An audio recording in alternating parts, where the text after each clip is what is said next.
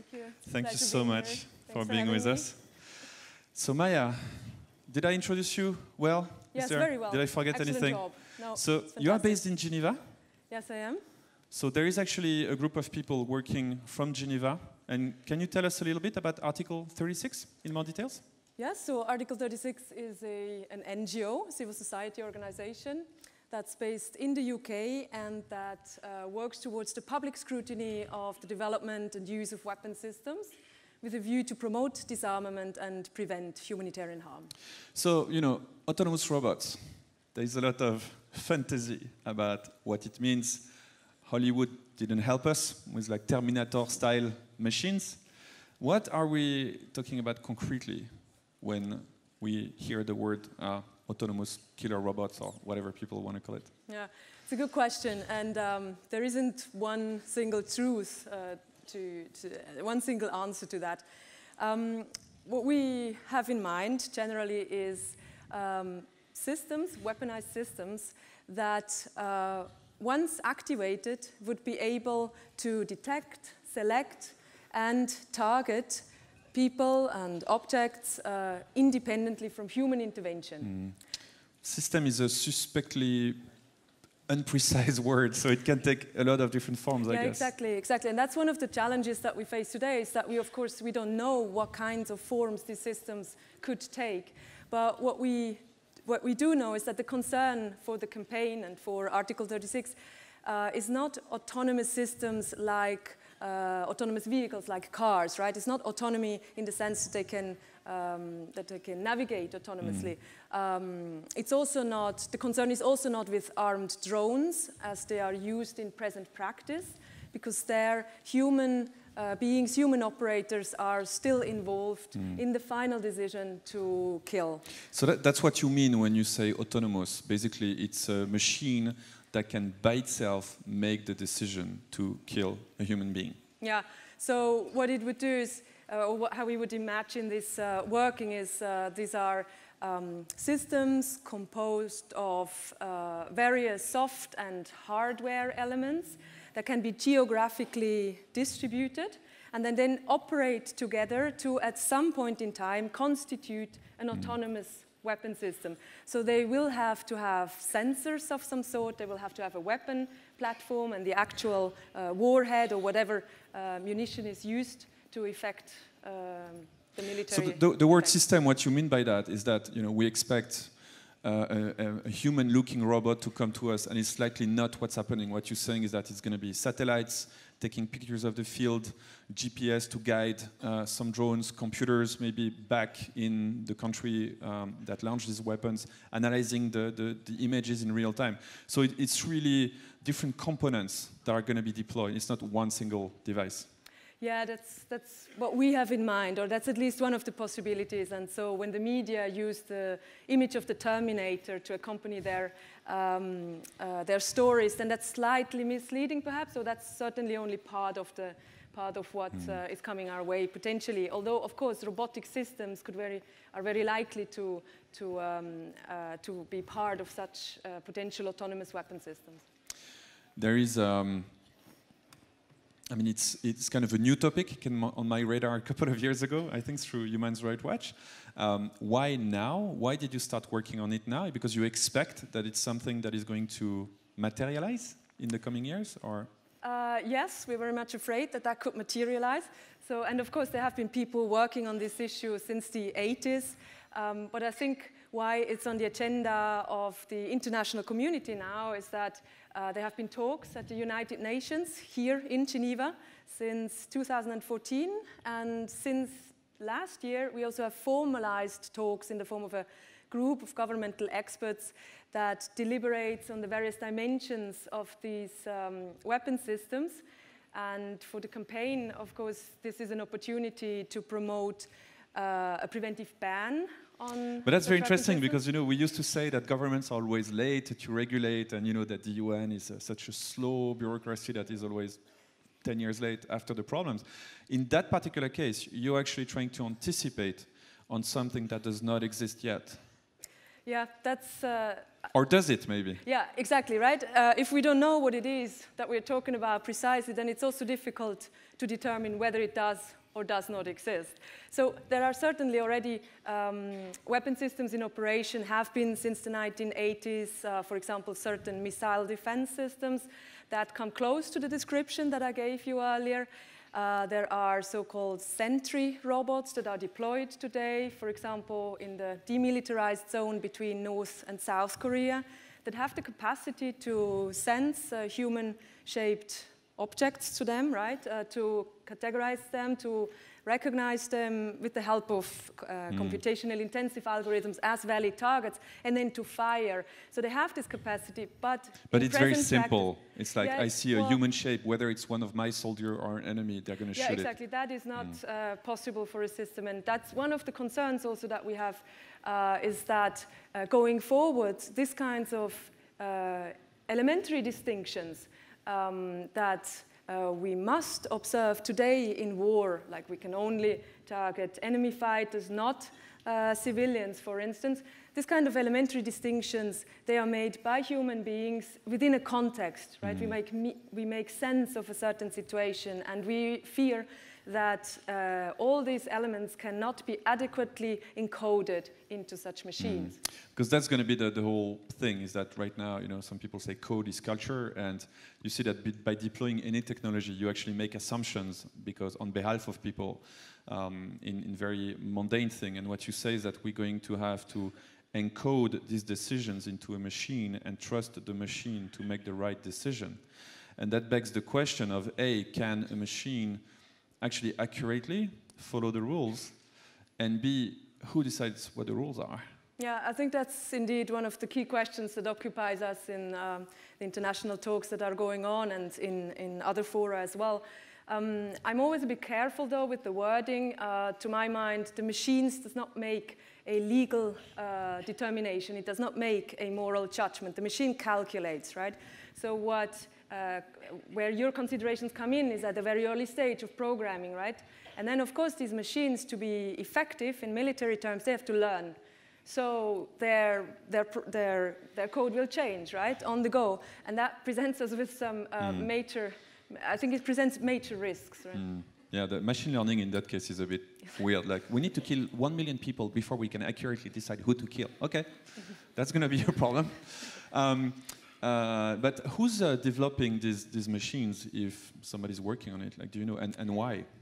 Yeah, so what we know is that states like the US, the UK, Israel, South Korea, Russia, China are investing heavily into ever more autonomous weapon systems. And it is somewhat unclear for many of them where they want to draw the line, at what stage they would say, okay, this is as far as we go, but not further, right?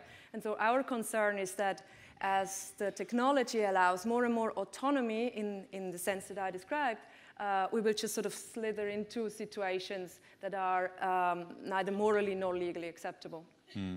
Ironically, I think as of today, there is a lot of people who wish that American nuclear weapons were managed by a robot. Yeah. I guess it depends who programmed the robot, right? I guess, yeah, but he can code, he can code. And how safe the virtual components are of the... Yeah, exactly. But why would people work on that? What's the motivation behind doing this? Yeah, sorry, I didn't answer that. So there are military, there's a military interest in that, and for instance, there are proponents of increasing autonomy in weapon systems. They often say that the pace of war is increasing so much that to respond to threats in a timely manner, they need systems to be autonomous. They also mention that they want munitions to perform even in communications denied environments. And of course, they always mention that they want to protect own forces against the risk of physical harm. Yeah, that's a big thing. Is there some cost-saving notion involved here? Yeah, there is also, this argument is sometimes made, but it's not, it's a bit difficult empirically to prove that it's... Because we've seen with the drones that argument was also made, and it's not turning out to be cheaper. So there are actually 3 threads among others, but one is really to augment the soldiers' that they work in conjunction with technology. Another one we should describe is kind of fake automation. It's like a drone, and there is no pilot, but there's actually a human being that's going to be sitting somewhere in Nevada, for example, in the case of the US. And in that, one of the issue I heard was that it creates a sense of war becomes intangible for the operators, and it's like playing a video game. It's not really playing with human lives. And the other is fully autonomous weapons. So you have kind of these three threads, and I think it's interesting because here we could make a parallel with business, where we hear all the time that we're going to be out of jobs because machines are going to replace us. Do you think it's actually realistic that autonomous weapons are going to be deployed and actually effective in our lifetime? Well, yeah, considering that there are already systems deployed that have some autonomy in these dimensions, I think it is certainly realistic. But I also believe that such technological developments, especially in the realm of weapons, which I think we should recognize we are having this discussion in a different moral framework than if we speak about cars, right? These technologies are made to harm. So when we speak about these technologies, technological development, then I think we can and we must shape that development. And so it's not like it's inevitable that this is coming. And I think, as you said, for once the UN is fairly is already anticipating, anticipating and dictating the rule instead of the industry or somebody else dictating the rules. So there is a good chance, or there is a chance, I should say. Of course, at the UN, it's always difficult to find agreement on anything, but there is the possibility that already in 2019 negotiations could start on an instrument, an international treaty on autonomous weapons, and which would draw some lines for the campaign. For instance, we would wish that it, in effect, preventively bans killer robots, as we call them, right? And that it ensures that whatever weapon systems are developed, that they remain under meaningful human control. Supervision, yeah. That's the whole point of your discourse. A couple of years ago, it was probably like an issue that was dealt with by a few specialists, including you. In the recent months, there's been Elon Musk stating that he was worried about artificial intelligence in general and weapons in particular. Stephen Hawking also voiced some concern. Like, is it for us as citizens? Like, should we be alarmed, or are these guys, fear-mongering a little bit? Yeah, it's difficult to say, right? I think depends also a bit what other things you're more or less worried about, right? So I work on other weapons issues as well, including nuclear weapons. So that, at the moment, it trumps my fear. My panic schedule is right up there. So autonomous weapons, comparably less alarming. Somebody is going to come up with autonomous nuclear weapons soon, so you have more work. Yes, it has been done. So the notion, I mean. No, I do think, though, that considering some developments also in terms of how we wage war, you mentioned the remoteness, the tendency to be more and more remote from where the violence is actually experienced, right? Some other tendencies in terms of surveillance systems being established. They suggest that we are on a path that makes these kinds of autonomous systems quite likely if we don't intervene. I heard a very intriguing thought. I think it was 10 years ago. I was attending a conference in Seoul, and there was an expert in weapons, and he was saying that the downside is this remoteness of your action. The plus side is that it's going to mean that armed forces are going to be 50% female, and that maybe that will change the perspective on the way you conduct war, in the sense of now if the physicality happens outside, and you don't need to be strong GI to go to the field. Yeah, I would like to see some empirical evidence to support that claim. Israel isn't a good example, I think. It doesn't bring, okay. That was an intriguing thought. I don't remember his name. It's someone. It was 10 years ago, and predicting the future. Who knows what's happening? When you talk about banning these weapons, and at the same time you mention, we think of rogue states. I'm not going to name any names, but is there a point in actually doing a treaty? Like, how can you make sure that it's actually followed and that it has some effects? Yeah, of course, as with all other issues at the multilateral level, right, there are that there are limitations to the way that we can govern such complex issues like in science and technology governance, right?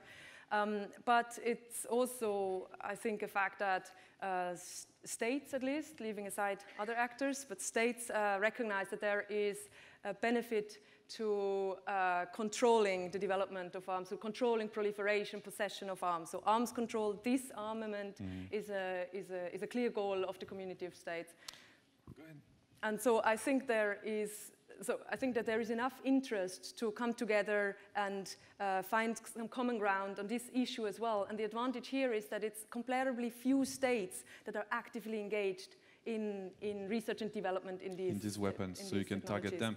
Is there other ways you can intervene? I mean, one, the legal way, so with an international treaty. Are there other ways that you could have, I don't know, incentivize other types of weapon or somehow prevent certain technologies to happen? No, I think certainly. I mean, treaties are just a formal manifestation of a normative change, right? And I think we can all play a role in promoting or inhibiting certain normative developments. And I'm thinking particularly here of the tech community, right? There are specialists in AI, leaders of tech companies in robotics, AI, who have already taken a public stand against the weaponization of AI in this manner, and they have called in open public letters for the UN to sort of strengthen its efforts to ensure that there are no autonomous weapons beyond meaning for human control. And there are open letters that those of you who are interested can sign up to. They are on the website of the Future of Life Institute.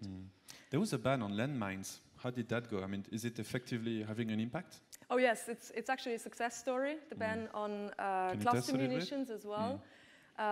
So, of course, there too, it's a good example. We have a treaty which was not ratified in the very beginning by states that possessed landmines, and then over time, those states also sort of stopped producing and started moving away from these weapons. The same thing with cluster munitions, which many said is a more difficult example because they have more states see military utility in them, and now, or was it last year, I think, the last US companies stopped producing them, although the US is not a party to that treaty, right? So norms have an impact even on states that are not parties, and non-state actors, I should say. So when we define these autonomous weapon systems, so there is the word system is important, so it's an ecosystem, it's a combination of things.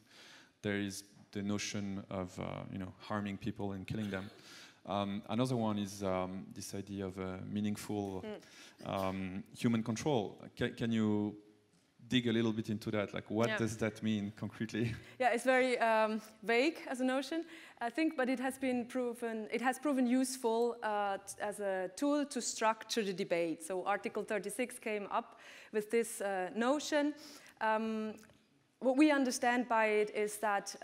so this is what you're requesting. You want weapons to have a meaningful human, to remain and not go further than that. Exactly. Now what that means, it's a little bit tautological, you could say, right? But so let me give sort of... well, this is the red line, right? You're on one side, you're okay. Exactly. That's how we would like to draw the line, right? Because there are other ways to do that. We could define technical characteristics, except it's difficult because we don't know how technology will evolve. So what we propose is that based on what we expect of human beings in the use of weapons today, we can draw out some criteria that help us draw the line on where on autonomous weapon systems or autonomy in weapon systems as well.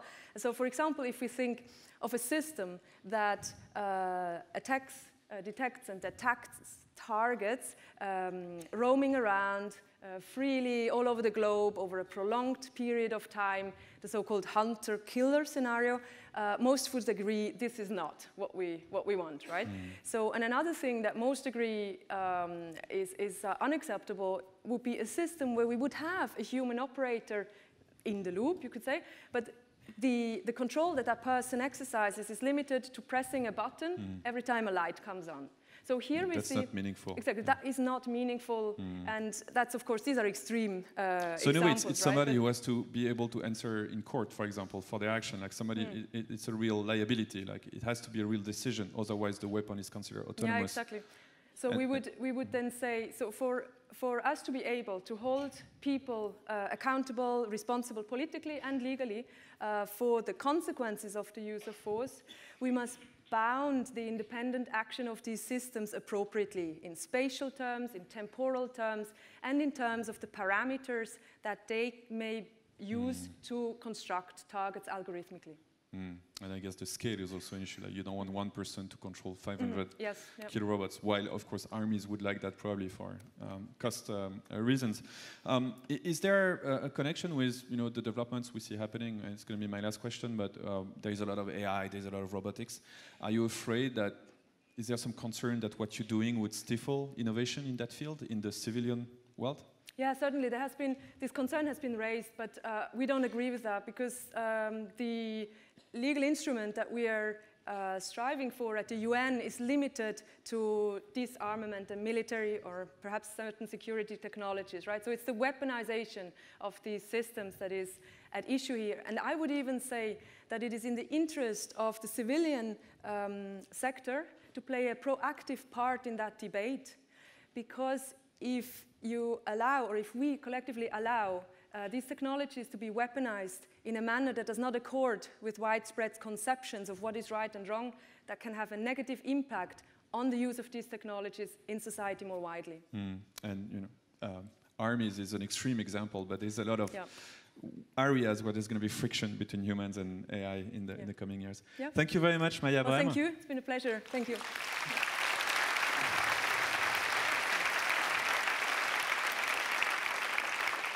People who want to know more about this topic, can you tell us where they can find more information? Yes, there is a website of the campaign to stop killer robots, for instance. You can find some more information there. Also, can you give us the website address, or just Google Stop Killer Robots? You will find it. Robots. Yeah. Okay. The website of my organization is Article 36, so you can find that as well quite easily. And then, if you're interested in the talks that take place in Geneva and which are open to people who can, I mean, you have to jump through some procedural hoops as the UN, but they are actually open. So if you're interested in a very different kind of atmosphere for debating things, then you could attend one of these meetings. The next one is scheduled for April. Thank you very much, Maya. Thank you. Thank you.